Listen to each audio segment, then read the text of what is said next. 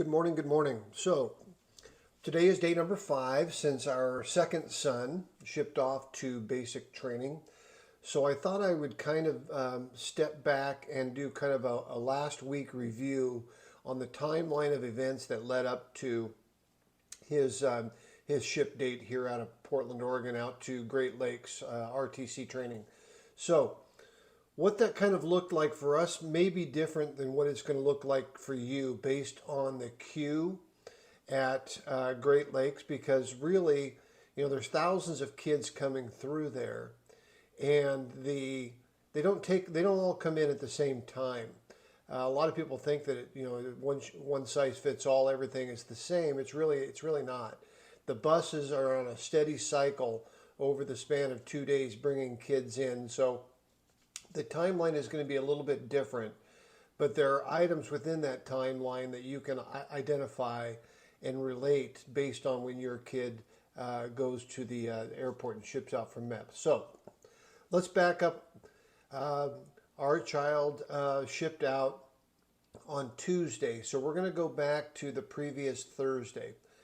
Previous Thursday, we did our last check-in with our recruiter, and he basically kind of laid out a final timeline up to ship date that became a lot more supervised and a lot more controlled, a lot of check-ins. So he had to check in every day and let the recruiter know of his whereabouts up to the day of shipping. He had an appointment with his recruiter on Monday morning. He had to be there sometime right around 9 o'clock on Monday morning, the day before he shipped out. And then the next morning, appointment got there a little bit after 9 o'clock with the recruiter, and had some breakfast with mom.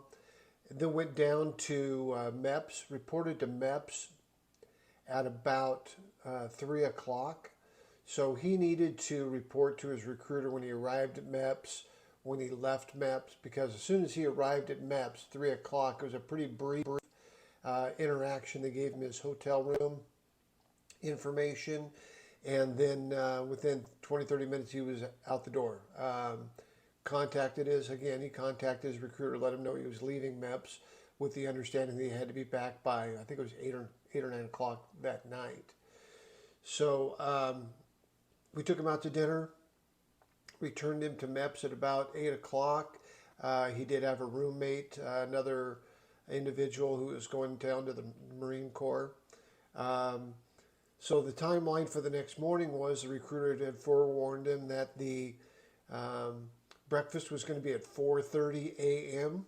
4:30 a.m. in the hotel lobby, and the bus and vans would show up to shuttle kids back to MEPS at 5:30 a.m.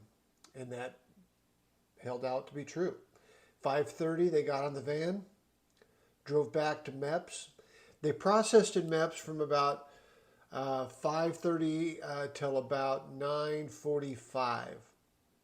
But about 8:45, 9 o'clock in the morning, we got a text to let us know when the oath of office was going to be. So you'll get about a 45-minute to an hour heads up as to when that oath of office is going to be outside of MEPS for those parents that want to be there and witness that and take some pictures and say their last goodbyes. So with that being said, we arrived down at MEPS at about 9 o'clock and waited for them to come out.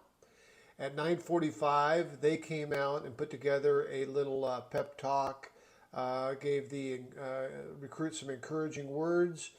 They took the oath, and then they gave the parents about 5 to 10 minutes to for some photo opportunities in front of some props, some flags, etc. And then they whisked them right back into MEPS for some final paperwork. Now, having gone through this before, I knew that the time period that they were going to be inside MEPS was going to be brief, and they're going to whisk them right back out within maybe 20 to 30 minutes, depending on their flight time. And they're going to get them to the airport, and the recruit's going to be on their own at the airport until their departure time. So just as expected, they came out at about 10 o'clock, 10:15-ish, and immediately, no time other than a quick hug, immediately boarded the van and headed to the airport. But some people know this, some people don't. If you want, and if your recruit wants, you can go to the airport and request permission with TSA to escort your recruit to the gate to stay with them until their flight departs or boards. I would encourage you to talk to your recruit about that. Some want to cut the umbilical cord and just take that time to process alone. Some want to have that company until they board the plane. So that's kind of a personal decision between you and your recruit, but it is available, and almost all airlines will respect that and honor that. So that being said, if that's what you want to do, check with your airline. So our recruit left Portland, Oregon at 2 o'clock Pacific time. He landed in Chicago at about 8:38 Chicago time. Once he exited the plane, he had an hour and 20 minutes roughly. He had to be at the USO by 10 o'clock. When he was in Portland, they did give him a dinner voucher. So you've got an opportunity. All the restaurants at the airport will take that voucher, and highly encourage them to take advantage of that voucher, get some food in their stomach, and relax just a little bit before they walk into the USO, because once they walk into the USO, you don't know what's going to happen in terms of your ability to communicate. So we had some last minute texting going on between the time he exited the plane until he walked into the USO. Interestingly enough, our other son, when he got off the plane, he went straight to the USO pretty much. And once they walked into the USO, they were told to sit on the ground, crisscross applesauce in a line, stay quiet, turn their phone off, and they had to stay silent and sit there until it was their time to board the bus. I think they've softened, and I'm going to do another video on that particular subject, because I think there's a reason why they've softened a little bit, and I'll get to that. But they do appear to have softened a little bit. Our recruit was texting from within the USO, and it was a little bit more casual. And just before they left the USO to go to the buses is when they went dark and turned their phones off. So they left the airport at about 10:30 Chicago time, and we got the phone call at our home here in, let's see, what was it? So it was probably 11:30 Chicago time. So within an hour after departing the airport, we were getting our I am safe phone call. And for those of you that haven't had that, I wouldn't try to talk to your recruit. They're going to be told to follow a script, and they're going to tell you, they're going to be short. It's going to be a 25 to 35 second phone call, really. They're going to tell you that they've arrived, they're safe. They're going to tell you that it'll probably be about a week before they can send you information about graduation by letter, and it'll be about 2 weeks before they make their first phone call. And they're going to say something to the effect of, "Love you, that is all," and they're going to hang up. It's going to be very quick, very brief, so don't expect to have a conversation with them. But with that being said, there is this whole other aspect of how you go about getting the ship and division information.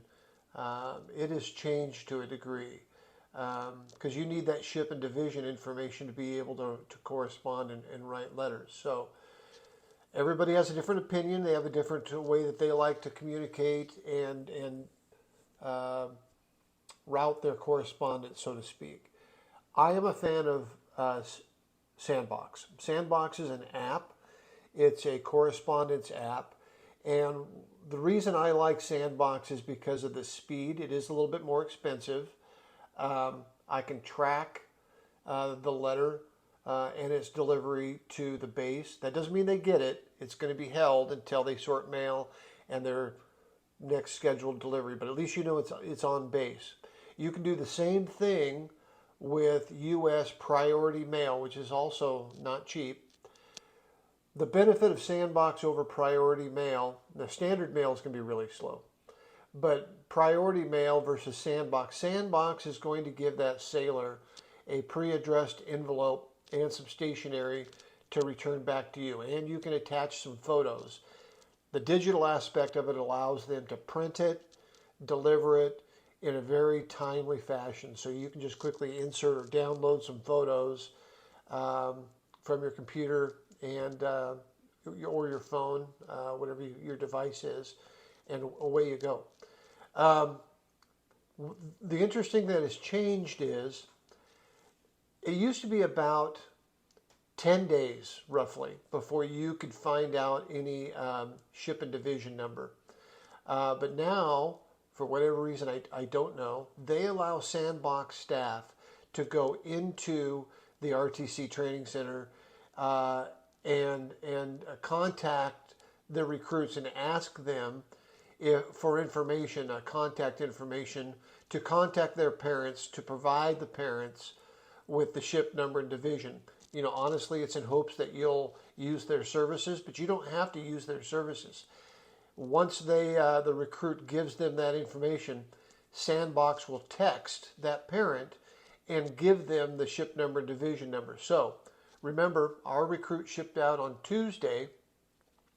I got ship and division number Friday morning, which is probably 5 to 6 days faster than my other son 1 year ago, waiting for the correspondence and that information to arrive through the mail. So I like that. A lot of people say, oh, call your recruiter. Your recruiter has that information. I called 3 different recruiters with my son, my first son.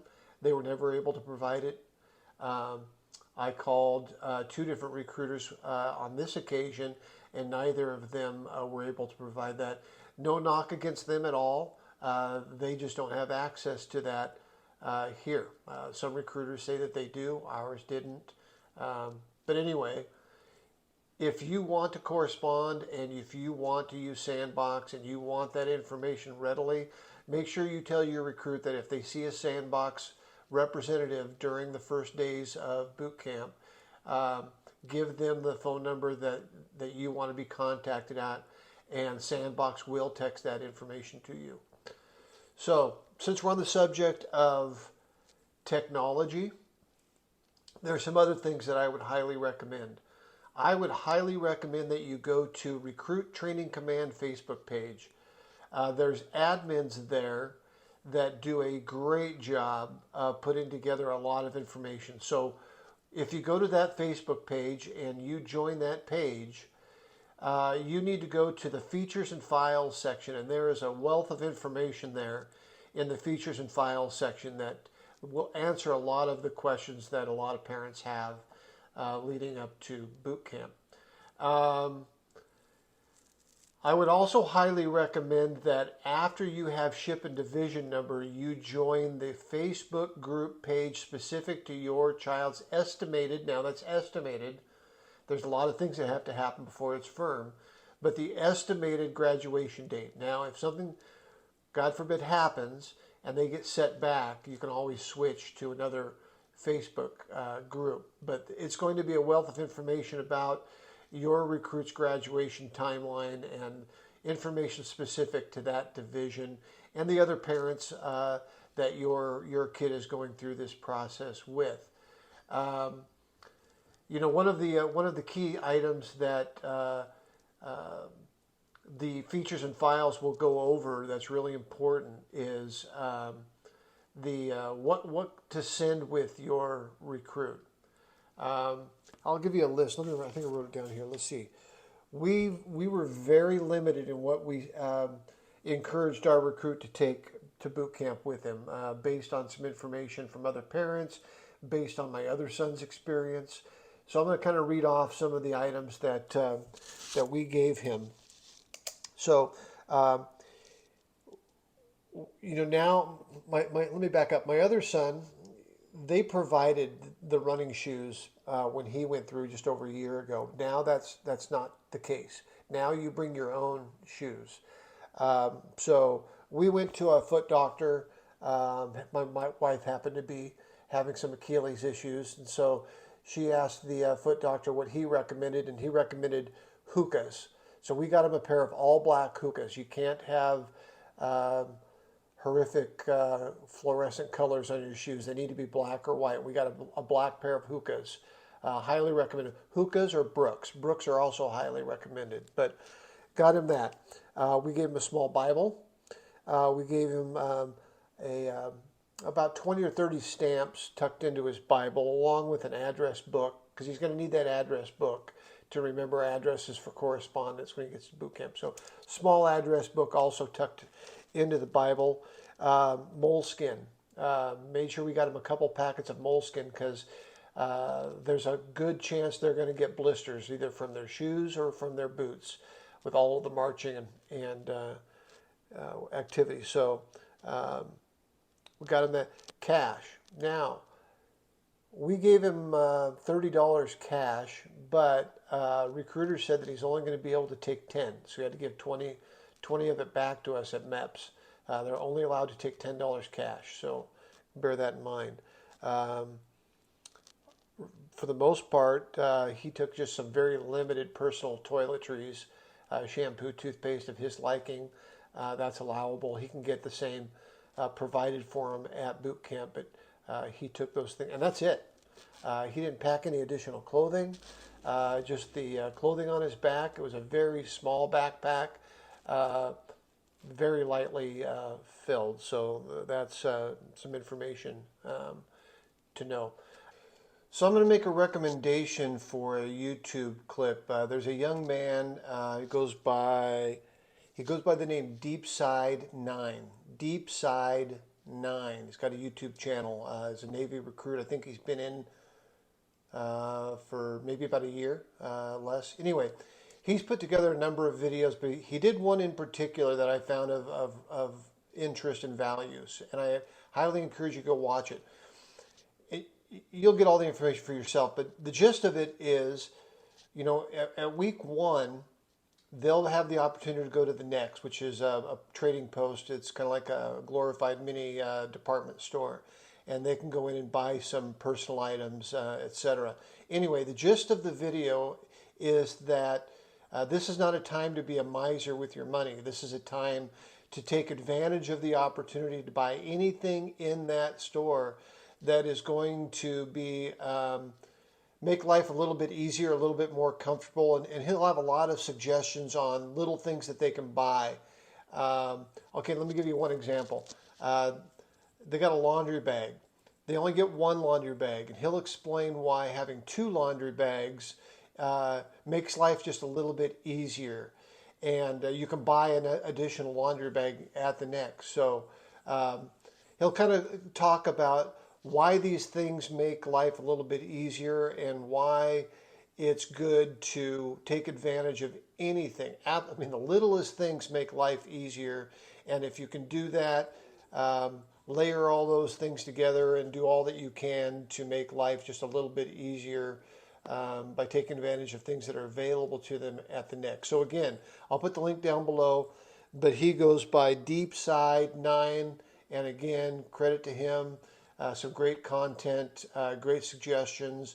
I highly recommend you watch that. So, here we are. We're week 1. And really the purpose of this whole channel is to share experiences. I'm going to share my experiences from my son that went out a year ago. We're going to walk through real time our second son, so you can take what you can and utilize that information and those perspectives and apply them for what they're worth to your child that's about to ship out or is in the middle of it as well. And we're going to just put this information out. Hopefully it answers a lot of questions and makes life a little bit easier for you.